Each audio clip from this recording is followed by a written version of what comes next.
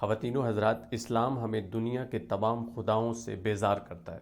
اسلام ہمیں یہ سکھاتا ہے کہ دنیا کے یہ جو خدا ہیں وہ تمہارے رازق نہیں ہیں۔ جب ہم کسی ادارے سے تنخواہ لیتے ہیں تو ہمیں بعض اوقات لگتا ہے کہ یہ ادارہ ہی میرے لیے رازق ہے، یہی میرے رزق کا سبب ہے، تو ایسا ذہن سے نکال دیں، چونکہ وہ وقتی طور پر وسیلہ تو ضرور بنا ہوا ہے، لیکن اصل مالک، اصل آپ کا رازق اللہ ہے، اور وہی آپ کو رزق دیتا ہے۔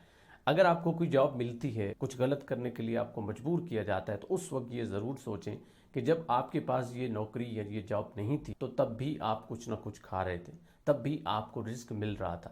تو اس وقت آپ کو یہ احساس ہوگا کہ اس وقت بھی رازق اللہ تھا، آج بھی رازق اللہ ہے، تب وسیلہ کچھ اور تھا، آج وسیلہ کچھ اور ہے۔ تو خدارہ یہ جو زمینی خدا ہیں جو آپ کو مجبور کرتے ہیں تھوڑی سی تنخواہ کے لیے، تھوڑے سے پیسوں کے لیے، ان سے دور رہیے، کیوں؟ چونکہ آپ کا رازق خدا ہے، اور اسی پر بھروسہ رکھیے تاکہ ہمیشہ وہ آپ کو رزق پہنچاتا رہے۔